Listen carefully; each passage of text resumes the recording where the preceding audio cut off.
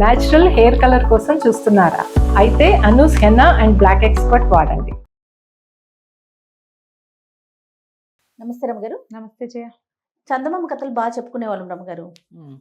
నాకేమో ముఖ్యంగా చందమామ కథలు కానీ విక్రమ బేతాళ ఇలాంటివి జంతువుల కథలు ఎక్కువ ఇష్టపడతా. పిల్లలకి చెప్తానికి బాగుంటుంది, అందులో ఒక మోరల్ ఉంటుంది. పిల్లలు ఎక్కువగా దానికి అంటే అట్రాక్ట్ అవుతారు కదా. వీటితో పాటు మనుషులు కూడా చాలా చాలా మంచి మంచి చిట్టి చిట్టి కథలు, అమాయకపు భార్యలని, భర్తలని, మనుషులని, దయ్యాలు, భూతాలు చాలా చెప్పుకున్నాం కదా. వాటిలో ఏదైనా ఒక కథ చెప్పండి. ఒక అమాయకుడు కథ చెప్తాం. ఓకే. పూర్వం అంటే ఒక పల్లెటూరులో ఒక అవ్వ మనవడు ఉండేవాళ్ళు. మనవడు చూపులకు రూపసే కానీ కొంచెం అమాయకుడు వాడు. పిల్లాడు కొంచెం పెరిగాడు, 14, 16, 18, 20 అట్లా వచ్చినాయి. ఊళ్ళో వాళ్ళందరూ అబ్బా కుర్రాడు తయారయ్యాడు చౌగ్గా, ఇంక పెళ్లి చేసుకోవాలిరా, ఇంక నువ్వు పెళ్లి చేసుకోవాలిరా అనేవాళ్ళు. పెళ్ళెప్పుడురా కుర్రాడా అనేవాళ్ళు. అంటుంటే వీడికి అవును నాకు పెళ్ళెప్పుడు, వాళ్ళకి పెళ్ళైంది, వీళ్ళకి పెళ్ళైంది, అవన్నీ పెళ్ళిళ్ళు గుర్తొచ్చేవి వాడికి. వాడికి రోజు మా అమ్మ నా పెళ్ళి ఎప్పుడు చేస్తావే అని బామ్మని అడిగేవాడు. ఆవిడేమది ఒరే పైసాకి ఠికానా లేదు, నీ పెళ్ళెందుకురా నా బొందకి అనేది. ఒక 4 సార్లు 6 సార్లు అయ్యాక వాళ్ళ ఊళ్ళో ఏదో డామ్ డీమని పెళ్ళి అయింది. కోపం వచ్చేసింది. వాడికి పెళ్ళయింది, నాకు అబద్ధ పెళ్ళి, నన్ను ఎప్పటి నుంచో అడుగుతున్నారు. వాడిని పోయి అడిగాడు, ఎరా ఎందుకురా పెళ్లి చేసుకున్నావు అంటే ఊళ్ళో వాళ్ళందరూ చేసుకో అన్నారు, అందుకని చేసుకున్నాను అన్న. ఊళ్ళో వాళ్ళు ఈ మధ్య మొదలు పెట్టారు వాడిని పెళ్లి చేసుకోమని, నన్ను ఏనాటి నుంచో అంటున్నారు. మామూలుగా చూడు 12, 14 ఉన్న పిల్లలు కూడా పల్లెటూళ్ళల్లో అడిగేవి, మనడా పెళ్ళెప్పుడురా, పిల్లాడు కొంచెం కాలు సాగితే చాలు అదే ప్రశ్న. ఆడపిల్లలు కూడా అలాగే అడిగేవాళ్ళు. పాతకాల ప్రశ్నలు ఇప్పుడు ఎవరు అడుగుతున్నారు? 30 ఏళ్ళ వాళ్ళని కూడా పెళ్ళి అడగలేము మనం. పెళ్ళెప్పుడు అనగానే వాళ్ళు ఇంత ఎత్తున ఎగిరి మన మీద పడతారు. అవును. సరే వీడికి వాడికి అయిపోయింది, వాడు అందుకు చేసుకుంటే నేను ఎందుకు చేసుకోకూడదని నా బామ్మ దగ్గర అడిగాడు.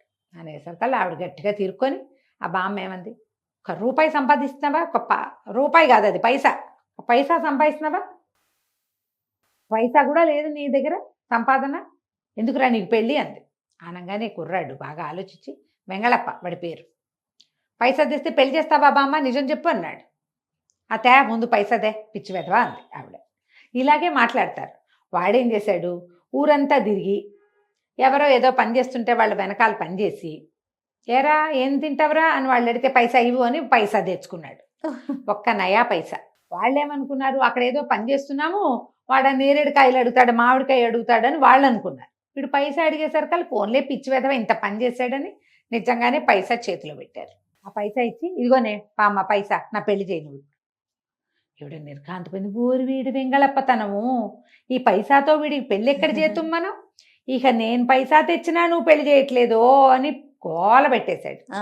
ఆవిడేం చేసింది, సరే చూద్దామని వీడిని ఎక్కడికో బయటికి పంపించి పక్కన ఎండుగడ్డి మేట్లు అవి ఉంటాయి వాళ్ళకి పల్లెటూళ్ళల్లో అవే కదా, ఒక గడకర్రకి గడ్డి చుట్టి అలాగా ఒక బొమ్మలాగా చేసి దానికి తన పాచే రోడ్డు చుట్టి గదిలో వాళ్ళ ఇల్లు పూరు గుడిసెలు, పాత రోజుల్లో గుడిసె ఎట్లా ఉండేవి, ఇలా దీనిలాగా ఉండేవి. ఒంటినిట్రాటి పాకలకి లోపలికి వెలుతురు రాదు ఎక్కువ, దీపం పెడితేనే వెలుతురు. పగటిపూట ఎర్రగా ఎండ కాస్తుంటే కొంచెం వెలుగు ఉంటుంది, సాయంకాలం అయితే కనుచీకటే చిన్న బుడ్డి దీపం పెట్టుకుంటే ఏదో తెలుస్తుంది, మనిషి ఉన్నట్టు కనపడుతుంది. ఈ గడ్డి బొమ్మని ఒక మూల పెట్టి కూర్చుంది. వీడు మళ్ళీ వచ్చాడు బయట నుంచి, పైసా తెచ్చితే పెళ్లి చేస్తానన్నా, కొట్టి దొంగ మాట్లాడుతావు బామ్మ, నాకు పెళ్లి చేయలేదన్నాడు. సరే ఇదిగోరా పిల్ల చూడు అని చూపించింది. చూస్తే అబ్బాయి లోపల వెలుగు లేకుండా ఉన్న చోట కూర్చునున్న చీర కట్టుకున్న పిల్లవతి కనపడింది వాడికి. సరే మరి పెళ్లి చేస్తానన్నావుగా అన్నాడు. ఈవిడేం చేసింది, ఓ పసుపు తాడుకి చక్కగా నులక తాడుకి పసుపు రాసి ఇదిగోరా పుస్తే ముడికి పెళ్ళి అయిపోతుందంటే వీడికి నచ్చలేదు. ఇదేం పెళ్ళి, మామూలుగా పెళ్ళి అయితే ఎంత డామ్ డేమ్ డిస్కాన్ అవ్వాలి, పెళ్ళి డాములు లేవు డీములు లేవు, ఇటా పెళ్లి చేస్తోందని పోట్లాడాడు. ఇటా పిచ్చి పెళ్ళి నేను చేసుకోను అన్నాడు. చేసుకోనంటే బామ్మంది, నువ్వు పైసాకి పెళ్ళంటే ఇంతే, నువ్వు తెచ్చింది ఒక పైసా, దీనికి ఇటాగే పెళ్ళవుతుంది, కావాలంటే చేసుకో లేకపోతే మానేసేయమంది.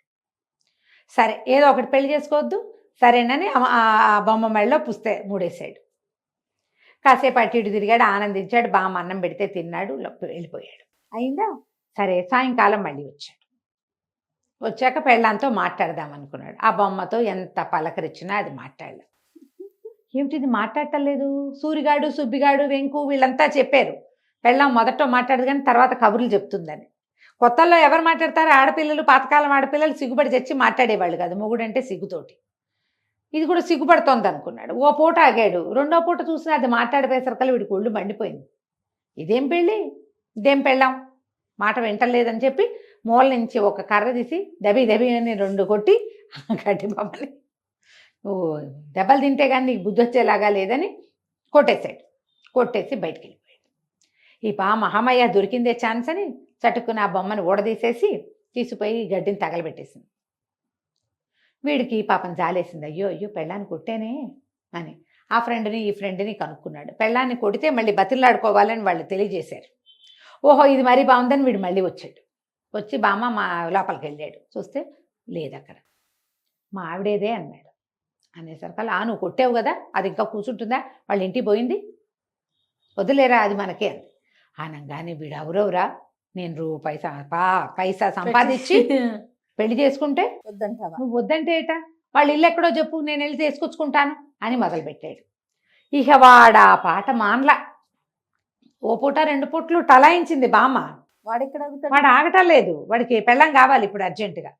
సరే వీడు బాగా ఆలోచించి ఆ పై ఊళ్ళోకి వెళ్ళరా, ఏ ఇల్లు నేస్తున్నారో ఆ ఇల్లే వాళ్ళదని చెప్పింది. ఈ వెంగళప్ప ముందు ఒక ఊరు వెళ్ళాడు. ఆ ఊళ్ళో ఎక్కడ నేయట్లేదు ఇల్లు. ఇప్పుడు ఇల్లు నేసే ఊరు కావాలి మనకి. పై ఊళ్ళో అంటే ఏ పై ఊళ్ళోనో, ఏ పై ఊరే అన్నాడు. ఆ పై ఊరు అంటుంది బామ్మ. అది ఈ పైన ఆ పైన 5-6 పైనలు ఉన్నాయి, ఏ పైనో తెలియదు. వీడు ఒక్కో ఊరు తిరగటం మొదలుపెట్టాడు. ఈ తీరా వాడు ఒక 4 ఊళ్ళు తిరిగాక ఒక ఊళ్ళో ఇల్లంతా పీకి కింద పెట్టి ఇల్లు నేసుకుంటున్నారు వాళ్ళు, పెంకులు నేస్తున్నారు. అమ్మయ్య ఇదే మన అత్తవారిల్లు అని తెలుసుకున్నాడు వీడు.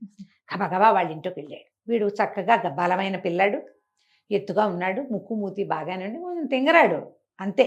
వాడు గబగబా లోపలికి వెళ్ళి మా ఆవిడేది అని కేకలు పెట్టాడు. ఆ ఇల్లంతా ఓడబెక్కుని కింద పెట్టుకున్నారు. అన్నీ గోడలే కదా ఉంటాయి, ఇంట్లో అందరు తెరిపిగా మనుషులు తిరుగుతున్నారు. వాళ్ళు తెలవారు, ఎవరబ్బాయి నువ్వు అన్నారు.